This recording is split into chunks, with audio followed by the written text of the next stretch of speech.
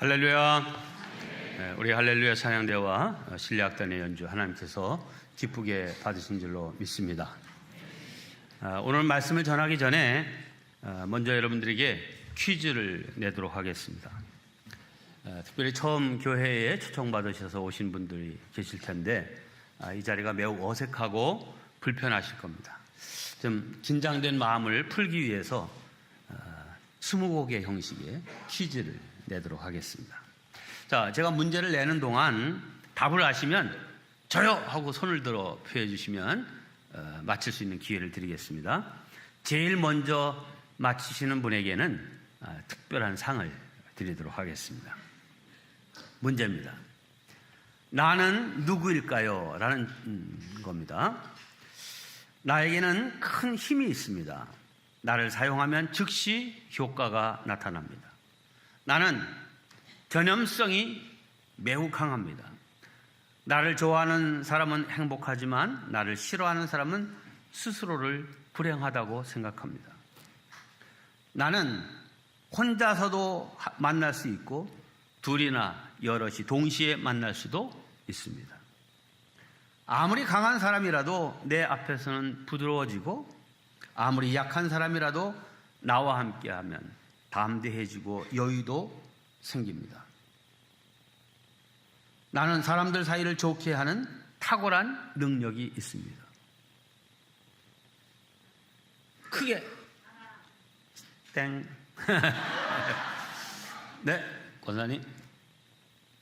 네. 스마일입니다. 맞았습니다. 네, 이따가 저와 예배 마치고 허그하는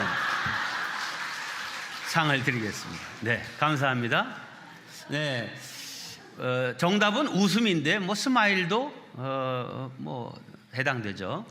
나머지 질문을 쭉 더 하겠습니다. 나는 사람들 사이를 좋게 하는 탁월한 능력이 있습니다. 나는 언제 어디서라도 만날 수 있고 아무리 나를 많이 가져도 절대 어떤 대가를 요구하지 않습니다. 나는 아이들에게는 많고 어른들에게는 적습니다. 나는 사람들에게만 있습니다. 나는 누구일까요? 네, 웃음, 스마일입니다. 자, 제가 허그 상을 드린 까닭은 기가 막혀가지고 여러분들이 다 웃으셨죠?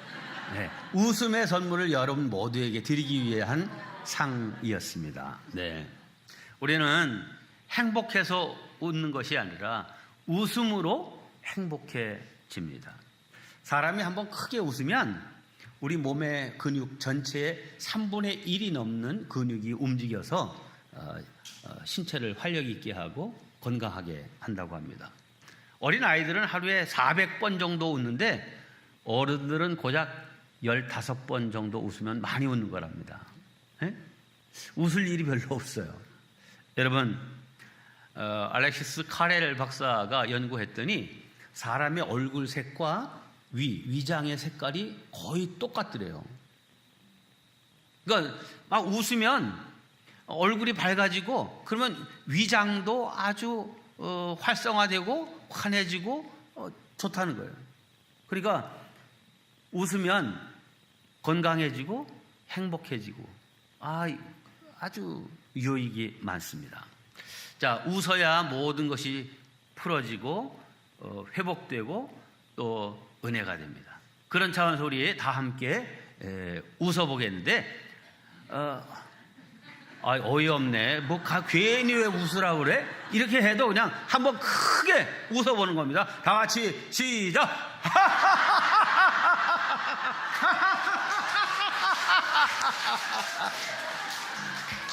잘하셨어요. 막 박수를 치면서 웃는 이거 아주 잘하셨어요. 네, 여러분 수명이 1년 늘었습니다. 1년 갖고는 좀 부족하니까 한 번 더 크게 한번 웃겠습니다. 시작!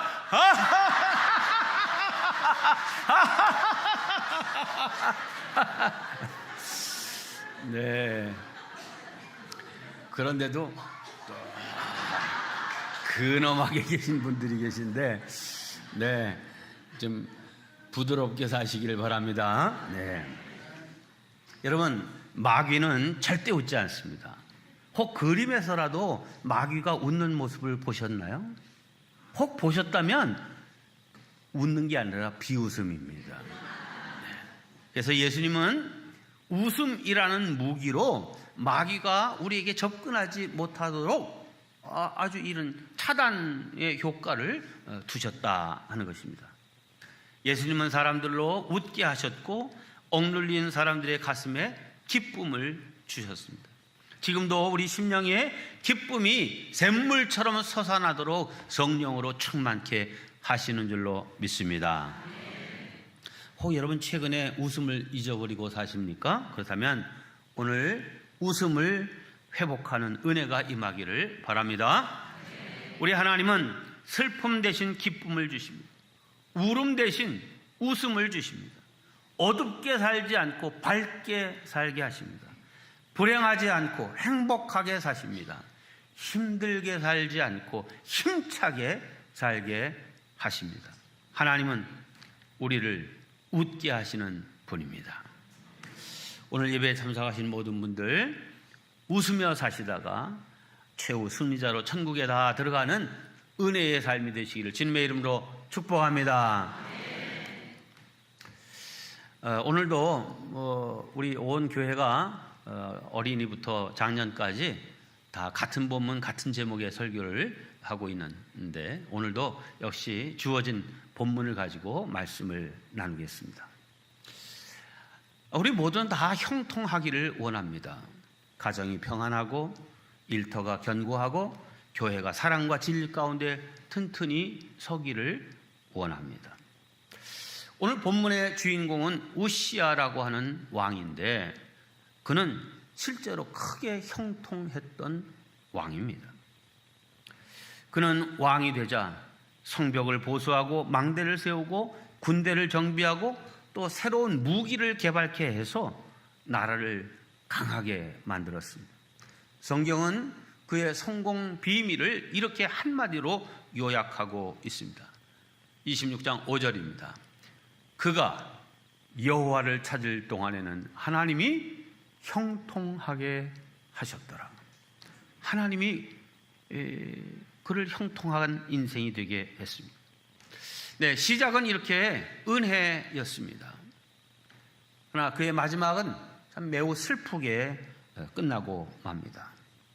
그가 왕으로 오랫동안 있으면서 나라가 안정되고 국력이 강해지자 교만한 생각이 들어서 하나님께 드리는 제사도 직접 자기가 집례하려고 하다가 제사장들이 그걸 막았죠. 그랬더니 그들에게 분노를 바라다 이마에 나병, 옛날에 문둥병이라고 그러죠. 한센병에 걸려서 왕의 자리에서도 쫓겨나고 별궁에서 살다가 죽었습니다. 시작은 은혜였는데 끝은 격리와 고립, 외로움이었습니다.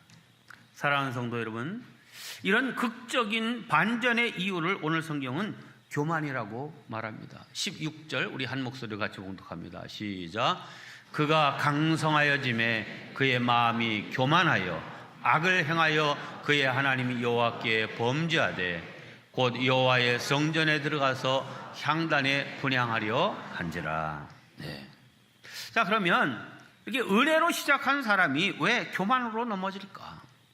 그리고 오늘 우리는 어떻게 은혜의 질서를 잘 지켜 시작도 과정도 끝도 은혜롭게 살 수 있을지 오늘 이 우시야 왕의 생애를 따라가면서 같이 살펴보고자 합니다.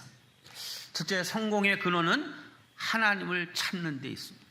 우시야도 하나님을 찾을 동안은 은혜였고 성공이었습니다. 이 우시야 16살 어린 나이에 왕이 되어서 무려 52년 동안 유다를 다스려왔습니다. 왕으로 52년 동안 한 나라를 다스리는 것 자체가 참 굉장한 일이죠. 그리고 그가 왕위에 있는 동안 많은 일을 했고 유다를 강성한 나라로 만들었습니다. 그래서 과거 다윗과 솔로몬 시대에 넓게 땅을 차지했던 그 땅들을 이 우시야 왕 때 거의 다 회복했습니다. 그뿐만 아니라 뭐 성경 역사에 보면 늘 이 이스라엘의 적군은 블레셋이죠. 그런데 이 신무기를 개발하고 강력한 군비를 갖춰서 블레셋과 싸워서 이제 성읍들을 빼앗고 거기에 유다인들이 거하는 촌락을 거주지를 만들었어요. 지금 뭐 서안지구나 뭐 이런 데에 유대인 정착촌을 만드는 것처럼 그런 식의 일을 했습니다. 늘 블레셋 때문에 괴롭힘을 당해왔던 그런 이스라엘인데 오히려 그들의 땅을 빼앗고 그곳에 성읍을 건축한 것입니다. 내부적으로도 우시야는 예루살렘 성 곳곳에 망대를 세워 국방을 튼튼히 했고 또 버려졌던 광야에도 망대를 세워서 안전하게 사람들이 가서 양과 목축을 할 수 있고 거기에 우물을 파서 이제 잘 목축하고 또 밭을 일굴 수 있도록 했습니다. 또 우시야에게는 용감하고 건장하고 싸움에 능한 장수들이 많이 있었고 그 휘하에 30만 7,500명이나 되는 용사들이 있었습니다. 우리가 60만 대군 하는데 이제 50만 명 정도로 떨어졌어요. 인구가 줄어들면서. 그런데 그 당시에 30만 명이 넘는 군대를 가지고 있었다는 것은 참 강력한 힘을 가지고 있다는 사실입니다. 자, 이렇게 우시야가 강성해지고 그 이름이 널리 퍼지게 된 것은 다 하나님의 기이한 도움이 있었기 때문이라고 성경은 말합니다. 15절입니다. 그의 이름이 멀리 퍼지면 기이한 도우심을 얻어 강성하여 짐이었더라. 네, 이 우시야 왕 하나님의 기이한 도우심을 입고 이런 놀라운 일을 해왔던 사람입니다. 바라기는 우리 이 자리에 참석하신 모든 성도님들 다 하나님의 기이한 도우심을 힘입어 사는 복이 있기를 주님의 이름으로 축원합니다. 그런데 이 우시야가 이렇게 하나님의 도우심을 입어서 형통하고 많은 업적을 남길 수 있었는데 거기에는 그렇게 될 만한 믿음의 사람이 되도록 하나님의 마음에 합한 사람이 되도록 옆에서 돕는 영적 지도자가 있었습니다. 그 사람이 누구냐면 스가랴라고 하는 사람입니다. 스가랴 하면 우리는 즉각 성경에 스가랴 선지자가 있으니까 그 스가랴인가 보다 이렇게 생각할 수 있지만 이름은 같은데 동명이인입니다. 다른 스가랴입니다. 그러나 오늘 5절에 보면 그는 하나님의 묵시를 밝히 아는 자라 했어요. 그래서 이 스가랴가 우시야의 영적인 스승으로서 그를 지도하고 인도할 때 이 우시야는 하나님께서 은혜를 베푸실 만한 믿음의 사람으로서 온전하게 왕의 직을 수행했습니다. 근데 이 스가랴가 우시야 왕보다 나이가 훨씬 더 많았던 사람이었던 것 같아요. 그래서 먼저 죽었습니다. 근데 이 우시야 왕이 스가랴가 죽자 다른 영적 지도자를 옆에 두고 살도록 좀 찾아야 되는데 그러지 않고 그냥 우시야는 스가랴가 죽자 다른 영적 지도자의 조언을 구하거나 그러지 않고 이때부터 서서히 교만에 빠져들게 됩니다. 마침내 그는 변질되었습니다. 변질과 변화는 많은 차이가 있죠. 타락하고 잘못된 길로 가는 것은 변질입니다. 그러나 영적으로 성장하고 성숙해지는 것은 변화입니다. 사랑하는 성도 여러분, 변질되지 말고 변화되는 저와 여러분 되시기를 주의 이름으로 축원합니다. 자, 우시야가 말년에 그토록 교만하고 변질되게 된 이유가 무엇일까? 두 가지입니다. 첫째, 힘이 생기자. 외적으로 볼 때 힘이 생기자 교만해졌습니다. 16절입니다. 그가 강성하여짐에 그의 마음이 교만하여 악을 행하여 그의 하나님 여호와께 범죄하되. 네. 강성하여지니까 교만해서 결국 범죄하게 됐다. 여러분, 이 강성하여졌다는 말은 힘이 있는 사람이 됐다는 말이잖아요. 자, 이 힘이 있도록 도우신 분이 하나님이심을 알고 그 은혜를 늘 생각하며 감사와 겸손의 마음을 지니고 살아야 할 텐데 그러질 못했습니다. 근데 이거는 우시아만의 문제가 아니라 오늘 우리들의 문제이기도 합니다. 조그만 힘이 생기고 조금 됐다 싶으면 교만해서 목이 뻣뻣해집니다. 그리고는 마치 자기 힘으로 다 된 줄로 착각합니다. 나의 나된 것은 하나님의 은혜라는 생각을 가지고 살아야 되는데 나의 나된 것은 내 스스로의 능력 때문이다. 이렇게 생각하는 거죠. 이게 우시아 왕만 그랬던 거 아니에요. 사울 왕도 그랬습니다. 사울이 처음 왕으로 지명받을 때만 해도 그는 아주 겸손하고 성실한 사람이었어요. 그런데 왕이 되어서 막 그 왕 대접을 받고 또 왕의 권세를 부리며 살다 보니까 스스로 교만해져서 사울도 허락되지 않은 예배를 직접 집례하려고 하고 욕심을 부리고 그러다 결국 하나님의 버림을 받게 됐죠. 사울뿐입니까? 하나님이 내 마음에 합한 사람이다 라고 했던 다윗도 그랬죠.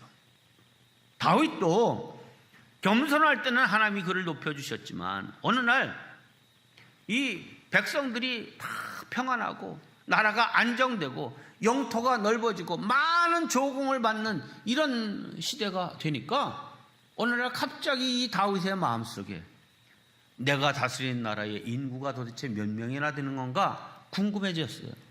그래서 신하를 불러 각 지파별로 우리나라의 인구가 몇 명인지를 조사해서 나에게 보고해라 합니다. 민수기는 각 지파별로 몇 명이 지금 출애굽했는지를 알아보는 숫자를 세는 얘기가 민수기입니다. 자, 그런데 그 이후에는 너희들이 마병이 많고 군병이 많은 것으로 교만하지 않도록 숫자를 세지 말라. 이렇게 하나님이 말씀하셨어요. 그래서 이 신하가 임금님, 우리가 하나님의 은혜로 사는 나라인데 그 사람 숫자 세는 거 하나님이 기뻐하시지 않습니다. 금하셨습니다. 하시면 안 됩니다.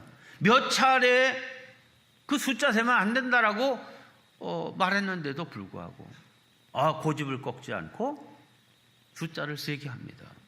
자, 다윗이 왜 이런 평상시 다윗 같지 않은 일을 했을까요? 성경은 이렇게 말합니다. 역대상 21장 1절입니다. 사탄이 일어나 이스라엘을 대적하고 다윗을 충동하여 이스라엘을 계수하게 하니라. 누가 이런 마음의 충동질을 했다는 거예요? 사탄이 했다는 거예요. 자기 생각에 그냥 나온 게 아니라 그런 생각, 교만한 생각, 내 힘을 의지하려고 하는 그런 생각을 사탄이 그 마음에 심어줬다는 거예요. 그래서 자신의 힘을 과신하고 하나님 없어도 살만하다 하는 이 생각을 갖게 된 거죠. 지금 이스라엘이 다윗이 이런 위대한 인물이 되고 이스라엘이 강성한 나라가 된 것은 전적으로 하나님의 은혜이지 이스라엘과 다윗이 대단해서 그렇게 된 일이 아니죠. 여러분, 그러므로 우리는 사탄이 잘 나갈 때 우리 마음에 충동질을 해서 엉뚱한 생각, 엉뚱한 판단을 하도록 이끈다는 사실을 알고 늘 겸손한 마음과 은혜의식을 가지고 살아가는 우리가 되어야 될 줄로 믿습니다. 저와 여러분, 나의 나된 것은 전적으로 하나님 은혜입니다. 하나님의 은혜와 도움이 없이는 난 살 수 없습니다 라고 하는 이런 겸손한 고백을 가지고 살아가는 저와 여러분 되기를 주의 이름으로 축원합니다. 두 번째, 그가 교만해진 까닭은 예배 생활을 등한히 했기 때문에. 5절 말씀 우리 함께 봉독합니다. 시작. 하나님의 묵시를 밝히 하는 스가랴가 사는 날에 하나님을 찾았고 그가 여호와를 찾을 동안에는 하나님이 형통하게 하셨더라. 네, 스가랴가 옆에서 영적인 조언자가 되어서 그 신앙으로 잘 살아가도록 늘 권고하는 그 동안에는 여호와를 찾았고 또 그 여호와를 찾는 동안에는 하나님이 그를 형통하게 하셨어요. 여호와를 찾는 동안에는 이렇게 표현한 것은 그 여호와를 찾는 일이 지속됐다는 거예요? 그렇지 못했다는 거예요? 그렇지 못했다는 거예요. 그래서 우시야는 스가랴가 죽고 난 다음부터는 이제 예배 생활을, 은혜 생활을, 경건의 삶을 잃어버리게 된 것이죠. 여러분, 우시야가 예배를 안 드리고 뭐 하나님께 경건 생활을 하지 않았어도 이미 이루어 놓은 그 모든 기초와 국력과 이런 것들이 있기 때문에 지금 잘 나가요, 잘 나가요. 잘 나가고 있어요. 이게 잘 나가는 게 문제인 거예요.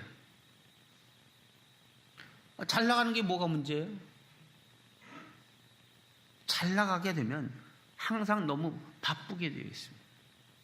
그러다 보면 하나님이 우선순위에서 밀려나게 됩니다. 결국 하나님의 은혜를 망각하게 되고 자기 힘으로도 얼마든지 해나갈 수 있다는 것을 생각하게 됩니다. 이건 역시 이 우시야 왕의 문제만이 아니라 오늘 우리의 문제이기도 합니다. 참 영적으로 바르게 곧게 잘 지냈는데 하나님이 복을 주셔가지고 사업이 잘 되고 뭐 직장에서 승진하고 모든 것이 잘 되면서부터 예배를 등한시하고 나도 모르게 하나님 도움 없어도 이제 이만하면 내가 모든 것 갖췄다, 든든하다, 이런 생각을 하게 되는 것입니다. 이러한 교만한 생각이 우리를 망하게 하는 것입니다. 귀 있는 자는 듣고 돌이키시기를 주님의 이름으로 축원합니다. 교만한 자가 어떤 짓을 합니까? 이 교만의 특징은요, 무시입니다. 무시. 뭐 사람도 무시하지만 절대 가치를 무시합니다. 그래서 그릇된 행동을 합니다. 무엇을 무시할까요? 첫째, 예배를 무시합니다. 우시야가 교만함으로 저지른 죄악은 제사장과 선지자만의 영역을 침범한 겁니다. 이른바 제사권의 침해입니다. 하나님께 예배드리는 이 분향 또 제물을 태우는 이 일은 제사장들에게만 허락된 일입니다. 고유한 직무예요. 그런데 이 우시야가 교만해서 내가 이 나라의 왕인데 내가 못할 것이 뭐가 있는가 하면서 자기가 직접 하려고 했습니다. 16절입니다.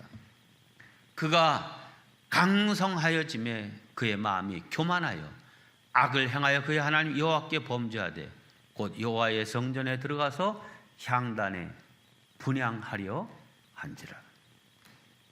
자, 그러니까 제사장들이 임금님 이러시면 안 됩니다. 이거 임금이시라도 해서는 안 될 일입니다. 제지하고 막았습니다. 17절과 18절입니다. 제사장 아사랴가 여호와의 용명한 제사장 80명을 데리고 그의 뒤를 따라 들어가서 우시야 왕 곁에서 그에게 이르되 우시야여, 여호와께 분향하는 일은 왕이 할 바가 아니요 오직 분향하기 위하여 구별함을 받은 아론의 자손 제사장들이 할 바니 성소에서 나가소서. 왕이 하실 일이 있고 왕이 하실 수 없는 일이 있습니다. 이걸 잘 분별하셔야 됩니다. 제사 드리는 일은 아론의 자손 제사장들에게 맡기신 일입니다. 그러니 이 일을 중단하시고 얼른 여기서 나가세요. 얘기했어요. 그러면 그가 겸손한 사람이고 정말 영적으로 분별력이 있는 사람이라고 하면 그 말을 듣고 나가야죠. 그런데 우시야의 반응은 뭐예요? 이놈이 어디 안전이라고 하면서 제사장들에게 화를 발했어요. 노를 발했어요. 여러분, 하나님을 섬기는 사역은 다 각각 그 역할이 구별되어 있습니다. 아무나 다 마음대로 하는 것이 아닙니다. 이게 영적인 일만 그런 것이 아니에요. 우리가 직장 생활을 하고 사회 생활을 해도 내가 할 수 있는 일이 있고 범위와 영역이 있습니다. 그걸 남의 것을 침범하려고 하면 그 문제가 생기는 거잖아요. 근데 이 교만한 마음이 들면 야, 저 사람 저거 일하는 게 마음에 들질 않아요. 저 내가 하면 더 잘할 수 있는데 하는 생각이 들고, 그리고 결국은 그 일까지 침범하려고 합니다. 그 문제가 되는 거예요. 여러분, 하나님의 영역, 이거를 침범할 때에 결국은 하나님께서 세우신 주의 종들을 무시하게 되죠. 여러분, 예배를 귀중히 여기시고 구별된 직분을 귀중히 여기는 지혜로운 성도들 되시기를 바랍니다. 이 우시야, 교만하니까 책망을 무시합니다. 자, 이 우시야가 지금 분향하려고 하는 이 일이 오늘날 갑자기 한번 번뜩 생각이 나서 하려고 하는 그런 일이 아니었어요.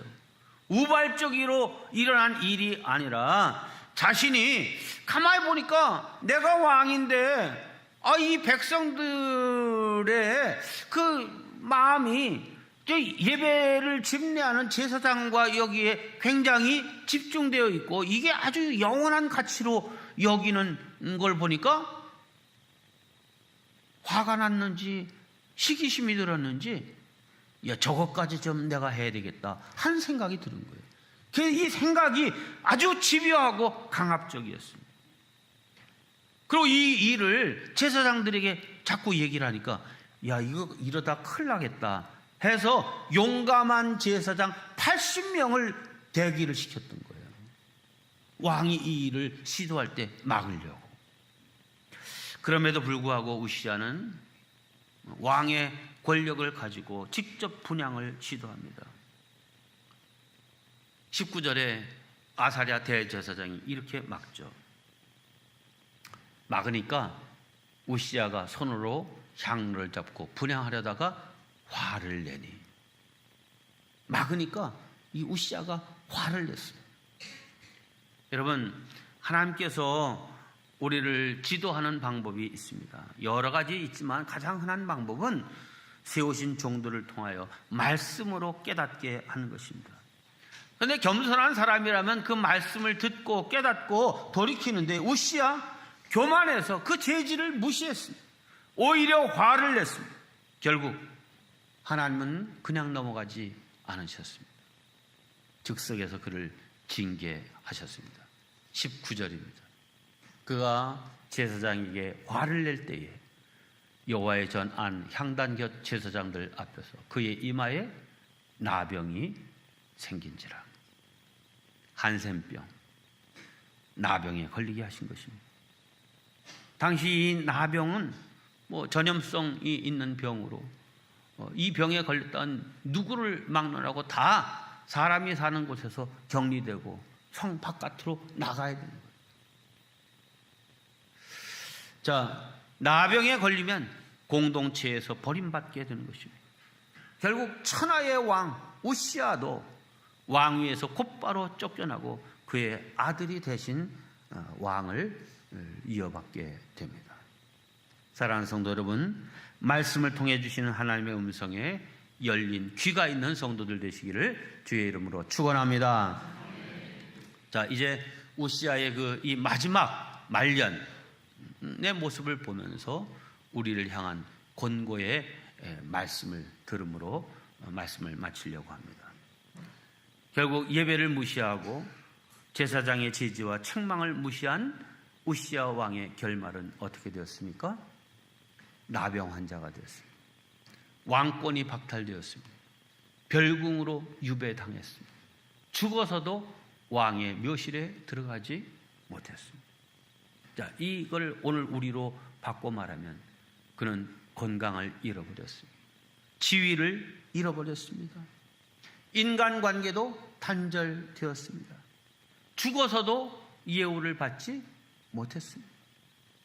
더 중요한 것은 다시는 예배드릴 수 없는 그런 신세가 되고 말았습니다. 결국 교만하면 모든 것을 다 잃게 되는 것입니다.